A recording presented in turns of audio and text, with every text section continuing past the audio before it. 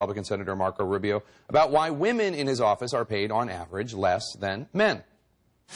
A man and a woman working in our office in the same position make pretty much the same amount of money. What we do have is a disproportionate number of women in our office who are working at the legislative assistant level, for example.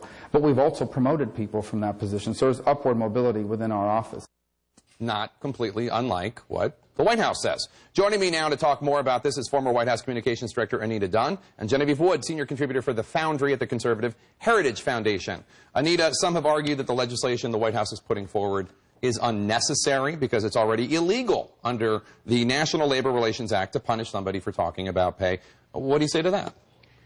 Well, let's look at what the White House is putting forward. They're basically putting forward an executive order that says if you want to do business with the government, right, okay, you're going to obey these rules. And they're using the power of their enormous purchasing power to encourage contractors to do what they really should be doing, but that is what is still very difficult. I think if you look back at Lilly Ledbetter, if you look back at some of the circumstances here, it's clear that maybe it's illegal, but it's certainly not easy in the workplace to have these conversations, as you said in your lead-in. The other thing the White House is doing, which I think is actually equally important, if not more so, is where they're going to be asking for the reports to the Secretary of Labor on gender and race breakdowns in summary, not by individual employee. And this is important because, you know, most contractors probably aren't even aware if they have these disparities. And after you control for seniority and you control for performance and all the other things that go into pay, if you still have a disparity, you want to ask yourself, why is it? Now, Genevieve, the White House's message has been muddled somewhat by this study showing that women at the White House make less than men at the White House. What does that have to do with the national debate on this issue? Well, the problem for the president on this, look, is it's because if you take everybody together and average up all men's and women's salaries, you end up with the problem you have at the White House. But if you compare women to men in the same job with similar backgrounds, similar education backgrounds, similar experience that they bring to the table, the wage gap all but disappears. And instead of celebrating that, however, which is what we ought to be doing, I mean, women have made great strides, instead of celebrating that, this is a political year, the White House wants to portray this war on women. And that's bad for a number of reasons. Not only the numbers wrong, but we know that young women today, that's right, and young women today in metropolitan areas, for example, who are childless, single young women, are actually outperforming males in that same category all over the country. But the problem with that is they hear this kind of rhetoric. That discourages young women. It makes them have a lack of confidence and, frankly, prevents them from doing the one thing that would get them where they need to be, which is have the confidence to ask for a raise, to ask for the right starting salary.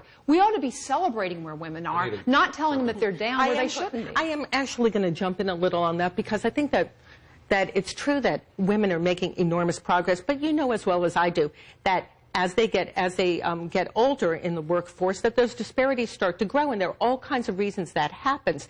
And I think the productive discussion here, and an important discussion across the board, is how do we continue to make sure that the progress continues, and how do we really close those gaps? Agree, but let me just address the White House. Let me finish your point, and then let me finish my point here, which is that, you know, the reality here is that in almost any workplace right now, in the private sector, you're still going to have more men at senior levels. If you look at corporate boards, for example, women are still only 17% of corporate boards. If you look at corporate CEOs, and we're making progress. That's not the debate we're having. No, but the debate we're having is how do we make sure women have equal pay in the workplace, and how do we make sure that corporations increasingly are looking for ways to... But here's the reality, is that we have equal pay in the workplace. According even to the Department of Labor, who did this study in 2009 and said if you compare job to job, experience to experience, background to... Right.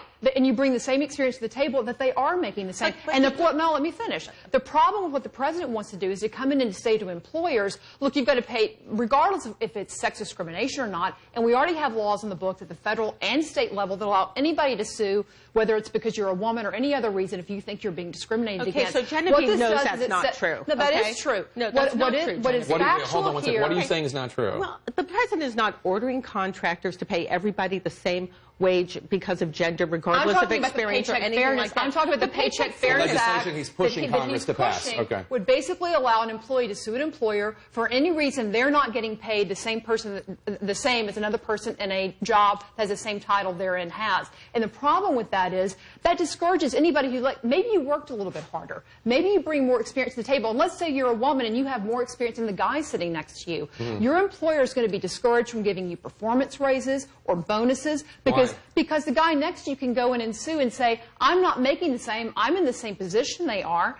That's going to be a problem. So what do employers do? They're going to be discouraged from giving those kind of raises and bonuses because even if they can prove their way in court. The hiring of women? So Jake, this is Absolutely. an argument It'll hurt men and women. Okay, so Jake, this is an argument that is being made right now because they really don't want to talk about the real issue here. And I'm a little surprised because I think Genevieve has made some very good points today about the progress women have made, the progress women are making in terms of going into some of the higher paid professions.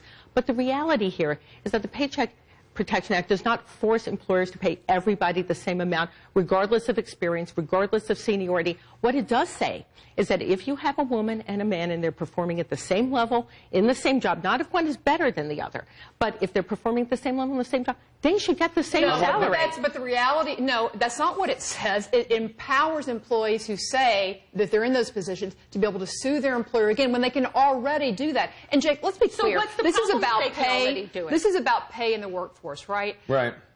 We have fewer people today either with a job or looking for a job than we have had since 1978 in this country. That's okay? Well, no, but my point is that that's what we ought to be focused on because if you don't have a job, forget the pay. We only have a little bit of time. I just want to ask you very quickly. You worked at the White House. Did you sense that there was an unfairness when it came to how much women and men were paid for the same job? No, and actually the transparency that the president has suggested for federal contractors is why we're having this discussion.